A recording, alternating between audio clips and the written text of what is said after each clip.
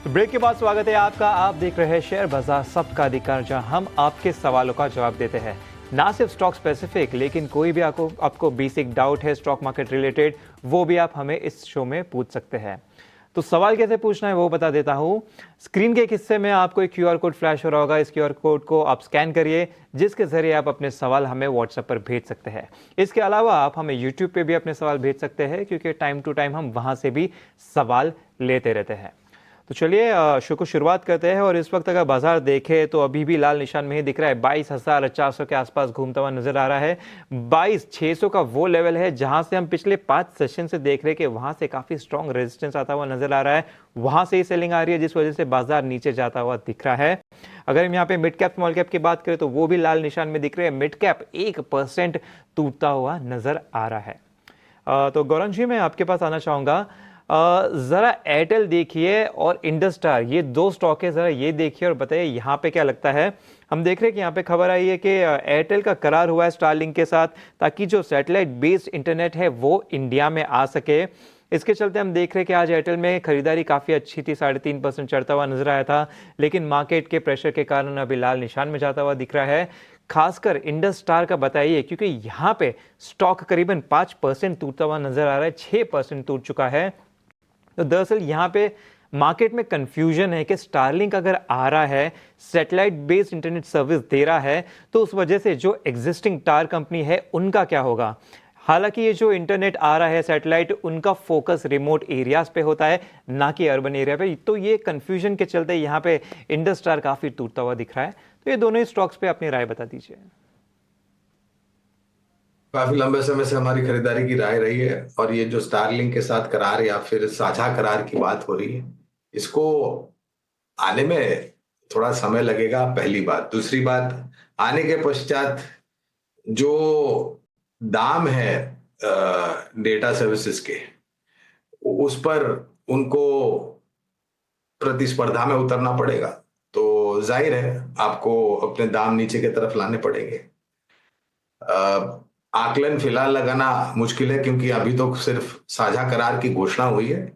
आने वाले समय में इनको अनुमति सभी आधिकारिक तौर पर मिल जाती है और जमीनी स्तर पर कामकाज होता है, तब जा करके हम विश्लेषण कर सकते हैं।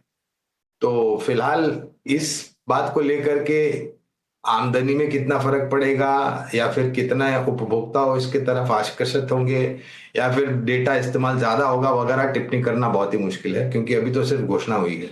और जैसे हमने कहा, सेल्युलर सर्विस प्रोवाइडर क्षेत्र में भारतीय एयरटेल हमें पसंद आता है, और उसके साथ साथ रिलायंस इंडस्ट्रीज, क्योंकि जियो का कारोबार इसके पास आता है। इंडस टावर, जो कि एक इंफ्रास्ट्रक्चर मुहैया कराती है कम्युनिकेशंस को आगे लेके जाने के लिए, एक समय पर यहाँ पर भी हमारी कवरेज थी।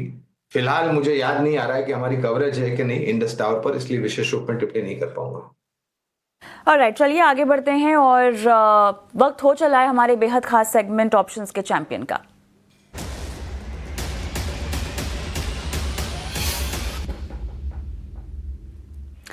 जीएम फाइनेंशियल सर्विसेज के अक्षय भागवत मेरे साथ जुड़ गए हैं। Akshay, hi morning. बताइए, आज दाव लगाने की कहाँ सलाह दे रहे हैं हमारे इस बेहद खास सेगमेंट में? जी गुड मॉर्निंग। तो ऑप्शन चैंपियन के लिए स्टॉक चुना है डालमिया भारत, और ट्रेडिंग के लिहाज से शॉर्ट साइड की तरफ व्यू है हमारा डालमिया भारत में। प्राइस स्ट्रक्चर देखें तो 8 से 9 महीने से स्टॉक 1700 का जो सपोर्ट जोन होल्ड कर रहा था, ये हफ्ते में वो सपोर्ट ब्रीच करा है। तो एक शॉर्ट टर्म नेगेटिव डेवलपमेंट चल रहा है स्टॉक में, जिसके चलते स्टॉक 1500 की और मार्च सीरीज में जा सकता है।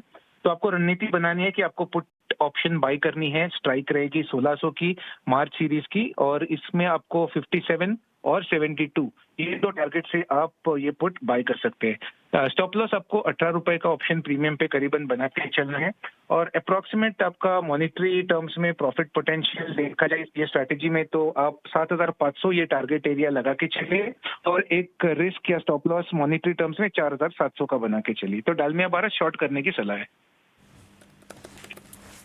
बिल्कुल, तो ये है कॉल आती हुई अक्षय भागवत की तरफ से दालमिया भारत पर पुट ऑप्शन खरीदने का यहाँ पे बताया गया है। 1600 का स्ट्राइक प्राइस है, मुनाफा 7500 और अधिकतम नुकसान यहाँ पे 4700 का हो सकता है। इसके साथ एक डिस्क्लोजर भी दे देते हैं क्योंकि एफएनओ में ट्रेड करना रिस्की हो सकता है। सेबी के स्टडी के अनुसार 10 में से अधिकतम 9 लोगों को नुकसान होता है, तो इसमें सोच समझ के अपने फाइनेंशियल एडवाइजर से बात करके ही ट्रेड ले। तो चलिए इसी के साथ अगले दर्शक के साथ जुड़ जाते हैं। हमारे साथ दीपक जुड़ चुके हैं। दीपक नमस्कार। नमस्कार जी। बताइए जी। हाँ, HAL के बारे में मैंने पूछना चाहता हूँ जी। मेरा 1 साल का नजरिया है जी। और ये इतना डिफेंस का स्टॉक है, इतने सारे उनको ऑर्डर्स मिले हैं, फिर भी ये स्टॉक चल नहीं रहा है। तो और मेरा 1 साल का नजरिया है टिल ये साल तक। तो आज मैंने देखा पेपर में बताया 1 लाख का इंडेक्स जा सकता है, तो क्या मुझे उतने टर्म में होल्ड करना है या एवरेजिंग करना है? बिल्कुल, आप 1 साल तक ही रख सकते हैं या थोड़ा लंबी अवधि भी रख सकते हैं लॉन्ग टर्म के लिए? नहीं, 1 साल तक। ठीक है, ठीक है। गौरंग जी, मैं आपके पास ही आना चाहूँगा। ज़रा HAL देखिए, यहाँ पे इनकी खरीदारी है 4464 से, वहाँ से देखें तो स्टॉक 25% गिर चुका है। इनकी अवधि 1 साल से ज़्यादा की नहीं है, 1 साल तक ही रख सकते हैं। तो अगर इस पे कुछ आप टिप्पणी दे सके कि यहाँ पे कैसा नज़र आ रहा है स्टॉक? देखिए, सबसे पहले तो जो जानकारी इनके पास है वो अ, थोड़ी बहुत तो सही है, लेकिन थोड़ी बहुत आधी जानकारी है। रक्षा क्षेत्र में सबसे पहले अगर आप निवेश करते हैं तो आपका नजरिया 1 साल 2 साल का नहीं होना चाहिए, कम से कम 3-5 साल का होना चाहिए। वो इसलिए क्योंकि ये जो ऑर्डर बुक की बात कर रहे थे, वो ऑर्डर बुक को एग्जीक्यूट करने के लिए समय लगता है। और हमें और आपको सबको पता है कि हिंदुस्तान एरोनॉटिक्स लिमिटेड तेजस लड़ाकू विमान के जो अपग्रेडेड वर्जन हैं या अवतार हैं, उसमें कुछ दिक्कतें इसलिए आई क्योंकि GE की तरफ से जो वो लड़ाकू विमान के इंजन सप्लाई होने या फिर टेक्नोलॉजी मुहैया करानी है, उसमें थोड़ी देरी हो रही है। तो उसके कारण ये जो एग्जीक्यूशन ऑर्डर का है वो धीमी गति पर है। और इसलिए भी अनिवार्य है कि आप 3-5 साल या लंबी अवधि का नजरिया रखें, क्योंकि कॉम्प्लेक्स ऑर्डर बुक होती है। ये आसान नहीं होता है कि आज ऑर्डर आया और शाम को बना करके अपने क्लाइंट्स को दे दिया। High technology, high precision, high accuracy वाले प्रोडक्ट होते हैं। एक प्रोटोटाइप बनता है, उसके बाद उसको कई सारे टेस्ट से गुजरना पड़ता है, अनुमति मिलने के बाद मास प्रोडक्शन शुरू होता है। तो विशेष रूप में तो HAL पर फिलहाल टिप्पणी नहीं करूंगा क्योंकि कवरेज नहीं है, लेकिन रक्षा क्षेत्र में जो हमारी कवरेज है वो BEL और कोचिन शिपयार्ड है। लेकिन एक बहुत बड़ा मौका रक्षा क्षेत्र से जुड़ी हुई कंपनी को एक्सपोर्ट्स लेकर के मार्केट को भी है, लेकिन ये 6 महीने 3 महीने साल भर में कुछ नहीं होने वाला है। रक्षा क्षेत्र में जैसे मैंने कहा, कम से कम 3 साल 5 साल या उससे ज्यादा का नजरिया रखेंगे तो आपके निवेश पर आप अनिवार्य मुनाफा कमा सकेंगे। पे नज़रिया आपको अपना ठीक रखना होगा और बेहतरीन तरीके से गौरांग समझाते हुए यूट्यूब से एक सवाल लेंगे। इस बीच हमारे साथ एंजल वन से हमारी एक्सपर्ट स्नेहा सेठ भी जुड़ गई हैं। चलिए, शायद कुछ देर में जुड़ेंगी। तो गौरांग, आप ही के पास आएगा ये सवाल। यूट्यूब पर रजनीकांत हमारे दर्शक हैं, कवरेज है या नहीं मुझे नहीं पता आपकी, लेकिन पॉलीकैब 5059 की इनकी बाइंग प्राइस है इसमें, और नज़रिया आपके केस में हम लंबा ही पकड़ कर चलते हैं। वेल, कविता जी, कवरेज तो है लेकिन बिकवाली की तरफ है, क्षमा चाहता हूँ। लेकिन ये बिकवाली की राय हम इसलिए देते, पहले तो कुछ खबरें उभर करके आई थी और फिर ये वायर्स और केबल्स के बिजनेस में प्रतिस्पर्धा बड़ी आने की बातें हैं, और उसके कारण हमने देखा कि पॉलीकैब जैसी कंपनियों में नीचे की तरफ के दायरे, पॉलीकैब में हमने इसलिए बिकवाली की राय दी कविता, क्योंकि हमारे जो लक्ष्यांक थे वो आ चुके। तो फिलहाल बिकवाली की राय है। अगर ये नुकसान भुगतने की क्षमता रखते हैं तो यहां से निकल करके इस निवेश को परिवर्तन अगर करना है तो एक अलग क्षेत्र ऑटो क्षेत्र में M&M में निवेश की राय दूंगा, जिससे जो नुकसान आपका पॉलीकैब इंडिया में हो रहा है उसकी भरपाई हो सकती है, बशर्ते कि आप लंबी अवधि का नजरिया रखें। बिल्कुल, तो ये है नजरिया आता हुआ गौरंग जी का पॉलीकैब इंडिया पर। प्रेजेंट प्राइस देखें तो 5000 का एग्जैक्ट चलता हुआ नजर आ रहा है। तो चलिए आगे बढ़ते हैं और अगले स्टॉक पर चलते हैं। यहाँ पे हम देखें तो यूट्यूब से हमें सवाल आ रहे हैं। तो ये सवाल रोहित का है टाटा मोटर्स पर। तो इन्होंने कुछ 700 शेयर खरीदे हैं 660 के भाव से। इसी बीच हमारे साथ स्नेहा सेठ भी जुड़ चुकी है एंजल वन से। तो नमस्कार, बहुत बहुत स्वागत है आपका इस शो में। तो आप ही बता दीजिए, टाटा मोटर्स का चार्ट देखिए, 660 के आसपास से इनकी खरीदारी है, वहां से स्टॉक कैसा नजर आ रहा है? तो काउंटर काफी अच्छा करेक्ट हुआ है। 1100 प्लस लेवल से स्टॉक करेक्ट होकर अब 650 के आसपास तक आ गया था। मेरा मानना है जिस तरह की लास्ट वीक का डेवलपमेंट है, प्रिसाइसली अगर आप देखें तो वीकली चार्ट पे जो 200 है सिंपल मूविंग एवरेज है, वहां से काउंटर ने रिकवर किया है। Possibility of a short covering move यहाँ पे काफी ज्यादा है। तो मेरा मानना है किसी के अगर लॉन्ग्स है और स्पेशली अभी के ही लेवल्स के अराउंड 660 का लेवल है, तो आई थिंक होल्ड करना चाहिए। आज स्टॉक इवन अटेम्प्ट कर रहा है अपने 20 डेमा को निकालना ऑन द डेली चार्ट। तो ये अगर होता है तो बहुत अच्छा रहेगा, और स्पेशली हम यहाँ से 700 तक के लेवल्स देख पाएंगे। अभी के लिए 700 के ऊपर जाता है तो ओवरऑल जो चार्ट स्ट्रक्चर है उसमें काफी अच्छा कॉन्फिडेंस आएगा, और मे बी एक मोमेंटम बेस्ड वाली बाइंग भी देखने को मिल सकती है। तो होल्ड करें। चलिए, तो यहाँ पर 700 के ऊपर जाएगा तो अच्छा मोमेंटम बनने की संभावना, ये है स्नेहा की राय। और वोडा आइडिया के भविष्य को जानना चाहते हैं हमारे एक दर्शक, और इनका नाम मनोज है। फोन लाइन पर शायद हमारे साथ नहीं है। स्नेहा, आपके पास आऊंगी मैं। और क्या करना चाहिए? 4000 शेयर है इनके पास और 18 के आसपास के अपने लेवल्स भी बता रहे हैं। कविता, अगर आप देखें काउंटर तो कंटिन्यूसली प्रेशर में ही रहा है। ऑल्दो एक मूव आई थी बीच में in the month of Jain, but वहां पे अगर आप देखें तो जो 200 है सिंपल मूविंग एवरेज है, इतना ही काफी सारे रेजिस्टेंस थे जो कि काउंटर सरपास नहीं कर पा रहा है। वहां से फिर से एक सेलिंग आ रही है। इनफैक्ट अभी भी अगर आप देखें तो एक इमीडिएट सपोर्ट था अराउंड 7.5 के आसपास, जो कि काउंटर ने ब्रीच किया है। मेरा मानना है किसी के भी अगर लॉन्ग्स हैं तो आप मैक्सिमम 6.56 तक का एक स्ट्रिक्ट स्टॉप लॉस लगा लें। इसके नीचे जाता है तो पॉसिबिलिटी करके कि एक अच्छा खासा करेक्शन आ सकता है, स्पेशली अगर स्टॉक स्लिप होता है बिलो 5.756 के नीचे, तो that won't be a very healthy sign. तो अभी के लिए तो सच किसी फ्रेश ट्रेडर्स को तो एंटर नहीं करने पड़े, बट कोई स्टकअप हो गया है तो एक स्ट्रिक्ट स्टॉप लॉस 6 के आसपास लगा के थोड़ा होल्ड कर सकते हैं। अगर यहाँ से रिकवरी आती है तो आपको जो लेवल वॉच करना रहेगा दैट विल बी 8 के ऊपर जाता है तो थोड़ा सा बाइंग इंटरेस्ट आ सकता है। नहीं तो चांसेस है करके कि थोड़ा सा पुल बैक मूव देके फिर से एक करेक्शन के ही मोड में आए। बिल्कुल, तो यह राय आती हुई वोडाफोन आइडिया पे स्नेहा जी की तरफ से। इसी के साथ यूट्यूब पे भी काफ़ी सवाल आते रह रहे हैं, तो वहाँ से सवाल ले लेते हैं। इस सवाल टाटा पावर पे आया है। गौरंग जी, आपके पास आना चाहूँगा। ज़रा टाटा पावर देखिए, 250 शेयर होल्ड कर रहे हैं 370 के भाव से, तो इसके आसपास ही स्टॉक ट्रेड होता हुआ नजर आ रहा है। हम देख रहे हैं कि पिछले साल के हाई से देखें तो वहाँ से तो स्टॉक 30% गिर चुका है। तो क्या इतना गिरने के बाद इस लेवल पे थोड़ा अट्रैक्टिव दिख रहा है, क्योंकि इनकी खरीदारी भी इसके ही आसपास की है? देखिए, पहले तो एक अच्छी कंपनी में निवेश है, और टाटा पावर पर भी हमने काफी लंबे समय से निवेश की राय दी है। ऊर्जा उत्पादन करने वाली निजी कंपनी, सक्षम और मजबूत ग्रुप को जुड़ी हुई कंपनी। कन्वेंशनल पावर जनरेशन में तो इनकी स्थापित योजना है ही, लेकिन जो सरकार की तरफ से क्लीन और ग्रीन एनर्जी पर जोर दिया गया है, वहां पर भी ये बहुत बड़ा काम कर रही है। सोलर एनर्जी में बहुत बड़े कदम इन्होंने उठाए हैं। और जो इस साल के बजट में माननीय वित्त मंत्री जी ने न्यूक्लियर पावर से ऊर्जा उत्पादन की बात जो की है, वहां पर भी टाटा पावर और जेएसडब्ल्यू एनर्जी ने काम शुरू कर दिया है। 460 के लक्ष्यांक है लंबी अवधि के लिए। अगर आपका निवेश लंबी अवधि के लिए है तो बने रहे। पेशा तो आपको रुकने की सलाह दी जा रही है गौरांग की तरफ से। प्रणीत मेरे साथ फोन लाइन पर, हमारे लाइव दर्शक हैं। प्रणीत, हाय। ओके, आई थिंक यहाँ पर कॉल डिस्कनेक्ट हो गई है। कोशिश करेंगे कि जुड़ जाए। और इरकॉन में खरीदारी कर रखी है स्नेहा। इन्होंने जो अपने लेवल्स बताए हैं खरीदारी के, वो लगभग 190 के हैं, और 1 साल का इनका नज़रिया है। तो 1 साल का क्योंकि नज़रिया है, तो गौरांग आपकी राय यहाँ पे जानना चाहेंगे। 190 इन्होंने कहा है कि इनकी बाइंग प्राइस है।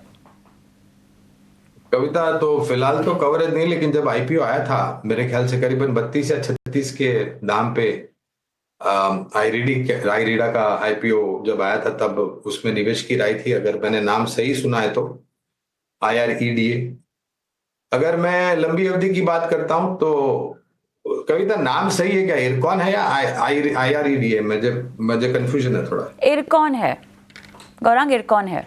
क्षमा चाहता हूँ, इस पर कवरेज नहीं है, इसलिए विशेष रूप में टिप्पणी नहीं कर पाऊंगा। ओके स्नेहा, आप झटपट क्या सलाह दे पाएंगी? कि अगर आप देखें काउंटर तो काफी अच्छा करेक्ट हुआ है। इनफैक्ट अगर आप देखें तो एक अच्छा सपोर्ट जोन था 180 का, जो कि काउंटर ने काफी समय से ब्रीच करके उसके बाद भी ये नीचे ही ट्रेड कर रहा है। अभी के लिए मेरा मानना है करके कि 130 127 के आसपास एक सपोर्ट जोन है। और जहां तक ओवरऑल चार्ट स्ट्रक्चर है तो इतनी कोई खास अपमूव नहीं आई है। इनफैक्ट सस्टेनेबल मूव नहीं है, सारे ही इंपॉर्टेंट मूविंग एवरेजेस के नीचे ही चल रहा है। बट यहाँ पर आई वुड से 127 का एक स्ट्रिक्ट स्टॉप लॉस लगाना चाहिए किसके भी लॉन्ग्स है। और अपसाइड में जो लेवल वॉच करना रहेगा दैट विल बी 160 के ऊपर जाता है तब जाके पॉसिबिलिटी करके कि थोड़ा सा एक बाइंग इंटरेस्ट आए और हम 180 का जोन भी देखें। अगर 180 को निकाल लेता है ये काउंटर इन फ्यूचर तो ये चीज काफी अच्छा डेवलपमेंट रहेगा इस काउंटर के लिए, जहां पे हम देखेंगे कि एक अच्छी स्ट्रेंथ आ सकती है। बट अभी के लिए इट इज वेरी इंपॉर्टेंट कि हम 160 का लेवल क्रॉस करें। चलिए तो यहाँ पर ये सलाह रुक करते हैं हमारी बेहद खास पेशकश एक्स्ट्रा रिपोर्ट की ओर। और आज ET Now स्वदेश में हमारा फोकस है इनस्विफ्ट और ट्रू कैप फाइनेंस पर। दोनों शेयरों में आखिर क्या कुछ चल रहा है, इस पर बातचीत करेंगे हमारे दोनों ही मेहमानों से। इनस्विफ्ट और ट्रू कैप फाइनेंस को लेकर मामला क्या है, एक फार्मा कंपनी और एक NBFC क्यों एक दूसरे में निवेश कर रही है, और जो गिरावट का आलम है जितना गहरा रहा है वो आपको हम बता देते हैं। जिस तरह से हमने पिटाई होती हुई देखी है, लगभग इनस्विफ्ट आप देखिए 47%, ट्रू कैप फाइनेंस यहाँ पे 83% हम देख रहे हैं गिरावट का शिकार। इनस्विफ्ट के पास ट्रू कैप फाइनेंस के लगभग 6.33 हिस्सा है। ट्रू कैप फाइनेंस की प्रमोटर विल्सन होल्डिंग है और विल्सन होल्डिंग की इनस्विफ्ट में लगभग 9.9% हिस्सेदारी है। गौरांग, आपसे हम समझना चाहेंगे, कवरेज में भले ही ना हो लेकिन इस तरह के मामले जब आप पढ़ते हैं तो एहतियातन निवेशकों को क्या सलाह देंगे और बेसिकली मामला भी क्या है, अगर आप हल्की भाषा में समझा सकें दर्शकों को। देखिए, पहले तो कविता आपने सही बताया, कवरेज नहीं, लेकिन इस प्रकार की दुर्घटनाएं हमने हाल ही में कुछ 2 या 3 कंपनियों पर होती हुई दिखाई दी है, जहां पर नीचे के सर्किट लगे हैं। ET Now स्वदेश पर भी जब सोमवार को हम जुड़े थे तब हमने इस कंपनियों के बारे में चर्चा की थी, इनस्विफ्ट और ट्रू कैप। अब ये समझ में नहीं आता कि जैसे आपने बताया, एक है फार्मा कंपनी और दूसरी है फाइनेंशियल सर्विसेज या NBFC कंपनी। अब दोनों में मेलजोल क्या है? क्या ये प्रमोटर की कुछ ऐसी साजिश, शब्द का मैं प्रयोग करूंगा, जिसके तहत इस प्रकार के ये खरीदारी हो रही है एक दूसरी की कंपनी में? या फिर अगर आपके पास वाकई में कोई ऐसा तर्क है कि आगे जाकर के ये दोनों ही कंपनी के भविष्य को थोड़ा बहुत और साझा बनाएगा या फिर कुछ और योगदान देगा, तो उसकी आप टिप्पणी करिए ना, बाजार में आकर के गिव अ प्रेस कॉन्फ्रेंस बुलाइए, आकर के लोगों को बताइए कि आप ऐसा क्यों कर रहे हैं। ये कुछ चीजों की आड़ में छिप करके अगर आप इस प्रकार की बातें करते हैं या इस प्रकार का काम करते हैं तो हुई है, मेरे ख्याल से गंभीर प्रश्न खड़े होते हैं। कभी बिल्कुल ये जो बयानबाजी भी हुई है, ट्रू कैप फाइनेंस का जो बयान भी आया कि प्रमोटर की निवेश रणनीति पर यहाँ पर वो टिप्पणी नहीं कर सकते। हाल ही में इनक्रेड फाइनेंस ने गोल्ड लोन बिजनेस यहाँ पर खरीदा है। कोई दिशा नहीं देते हैं इस तरह के बयान जो कि आप भी बोल रहे थे। और स्नेहा, अब बताइएगा, ट्रू कैप फाइनेंस के शेयर में कई बल्क डील्स भी हुई हैं। सिर्फ जुलाई 2024 में हम देखें तो यहाँ पे 27 बल्क डील्स हुई हैं। स्नेहा, अगर आप देखें दोनों भी काउंटर्स अगेन, कविता मैं ट्रैक तो नहीं करती हूँ बट ओवरऑल चार्ट स्ट्रक्चर में भी अगर आप देखें तो ओवरऑल ये प्रेशर में ही है, वॉल्यूम्स भी बहुत कम है ओवरऑल। यहाँ पर इट इज वेरी इंपॉर्टेंट कि कुछ एक थोड़ा सा एक बाइंग इंटरेस्ट आए, बट और जब तक आई थिंक 2021 के नीचे ही काउंटर ट्रेड कर रहा है तो मेरा मानना है यहाँ पे कुछ भी चेंजेस नहीं हो सकता। इनफैक्ट कोई भी पुल बैक मूव आता है इट इज लाइक वहां पे सेलिंग आ सकती है। तो जिस तरह के चार्ट स्ट्रक्चर्स है और ओवरऑल पैटर्न है इसका, तो मेरे ख्याल से तो यहाँ पर कुछ भी अपीलिंग नहीं लग रहा। बिल्कुल, तो चलिए आगे बढ़ते हैं और स्टॉक्स पर वापस आते हैं। यूट्यूब से कुछ सवाल ले लेते हैं। तो यहाँ पे सवाल अडानी विल्मर पर आता हुआ नजर आ रहा है। हालांकि इन्होंने खरीदारी का भाव नहीं बताया। तो गौरंग जी, आपके पास ही आना चाहूँगा, जरा ये स्टॉक देखिए अडानी विल्मर। अगर हम यहाँ पे देखें तो पिछले साल के हाई से तो काफ़ी करेक्शन हो चुका है। ये भी कुछ 40% करेक्ट होता हुआ नजर आया है। अगर 2022 का हाई देखें तो वहाँ से तो स्टॉक करीबन 70% गिर चुका है। तो स्टॉक देख के बताइए कि इसमें फंडामेंटली आपको क्या नजर आ रहा है?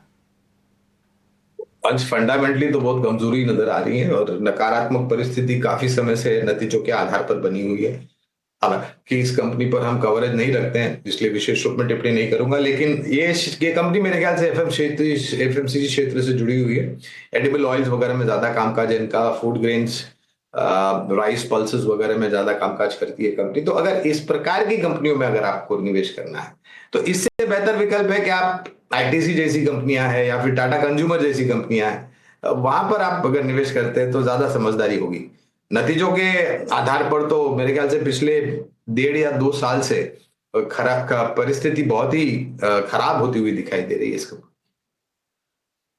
राइट, चलिए एक और सवाल लेंगे। और स्नेहा, सैम कपूर हमारे दर्शक ने यूट्यूब पर सवाल पूछा रिलायंस पे, लेकिन उन्होंने अपनी बाइंग प्राइस नहीं बताई है। सिर्फ ये कहा है कि 600 क्वांटिटी है, रुकें या निकल जाए। वैसे में इनको सलाह देना थोड़ा सा मुश्किल हो सकता है, लेकिन बताइएगा इंपॉर्टेंट लेवल्स आपके हिसाब से अगर नियर टर्म आउटलुक है तो।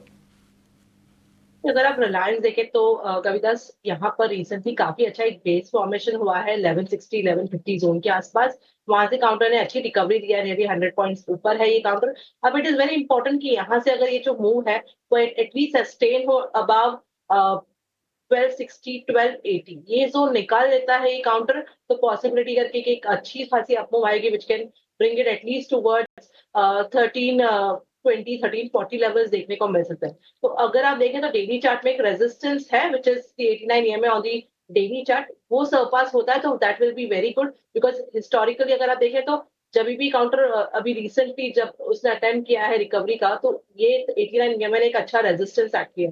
इट इज वेरी इंपॉर्टेंट कि ये लेवल सरपास हो, तो 1270 1280 ये जोन निकालना चाहिए काउंटर को। अगर इसके ऊपर जाता है तो काफी अच्छा मूव आ सकता है। ऑलराइट, चलिए इसी के साथ शो को समाप्त करने का भी समय हुआ है। गौरांग आपका और स्नेहा बहुत बहुत धन्यवाद। जाते जाते आप दोनों के डिस्क्लेमर्स चाहेंगे। गौरांग आप पहले। बहुत बहुत धन्यवाद कविता आपका। निजी निवेश नहीं, लेकिन इसी प्रकार से क्लाइंट हम हमारे इसी प्रकार की राय हम हमारे क्लाइंट्स को देते हैं। स्नेहा। कविता, जो भी काउंटर्स हमने ट्रैक डिस्कस किए, I am not holding anyone, but yes हम अपने क्लाइंट्स को जरूर सजेस्ट करेंगे, तो वहां पे उनके पास फिक्सिंग। धन्यवाद आप दोनों का, आप दोनों ने समय दिया, तमाम सवालों का जवाब दिया आज। और इसी के साथ मुझे और अंशु को भी इजाज़त दें।